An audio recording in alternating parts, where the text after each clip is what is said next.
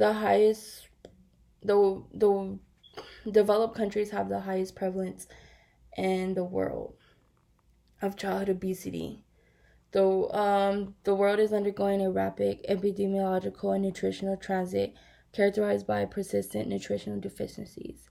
This is from Shahu K, a PhD scholar um, at the Development of Human at the Department of Human Development and Family Studies at the Maharan Pratap University of Agriculture and Technology in India. This is explaining that a lot of kids rather go the unhealthy route and get food for cheap than food for more. Since I'm a public health major, will be since I'm a public health major, I will be going into the field one day and trying to find a way to decrease childhood obesity. Over time, childhood obesity has become a growing issue, especially in the U.S. First, I would be discussing the history of childhood obesity. Second, I will be explaining the causes of childhood obesity. And lastly, I will be talking about Michelle Obama's school nutritional programs. Now we will be discussing the history of childhood obesity. If you're obese as a child, you're likely to be obese as an adult.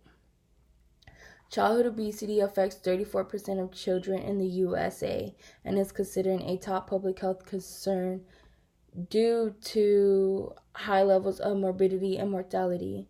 This is from Shumi X at the Department of Endocrinological at the Children's Hospital in China, and Dr. Ying Zi at the Department of Endocrinological at the Children's Hospital of in China as well. This is saying that childhood obesity has a high death rate and a high disease rate. Either a lot of people, like a lot of children, have it and like are, diagnosed with obesity, or either died from being too obese. Childhood obesity also has a high medical cost, and it costs a lot for for all the medicines you have to get as a child to take insulin and stuff, because it can cause a lot of problems. Now, since we have discussed the history, now we'll be explaining the causes of childhood obesity. Childhood obesity is a very imbalanced thing.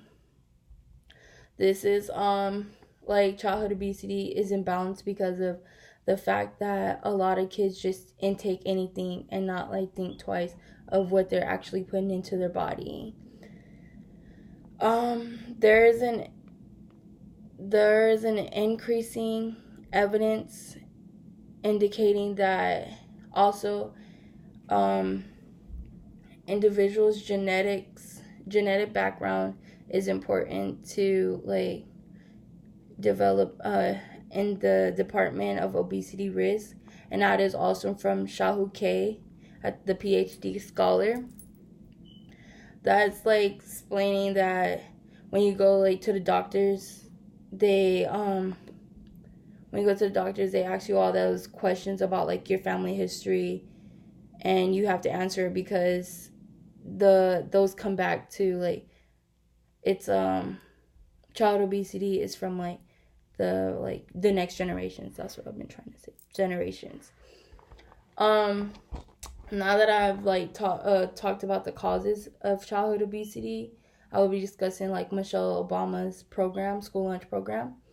She was the first lady, so she had a lot of intake on how she wanted the school system wanted should be, and for Healthy Kids 2020. Well, healthy people 2020. For 2012 to 2013 school year, it was aimed at improving nutritional lunches and reducing childhood obesity. This is from Betsy Klein, a North Carolina native, and she was from the Duke University. This is explaining that like how Michelle Obama wanted more nutritional and more healthier food, like whole grains and stuff, rather than like all the whole the white stuff, like the whole like what would it be whole the like all white bread, like the breading and stuff, and like the burgers they would give us in school, or like the pizzas. Also, like Michelle Obama had like a set goal, but a lot of people didn't like the fact that it was changing, and some people were like, I'm in high school, like I don't want, I don't want to change my eating habits. Now, I will be reviewing what I discussed in my previous speech. In conclusion, childhood obesity is still a growing issue in the U.S. First, I discussed the history of childhood obesity. Second, I explained the causes. Lastly, I talked a little bit about Michelle Obama's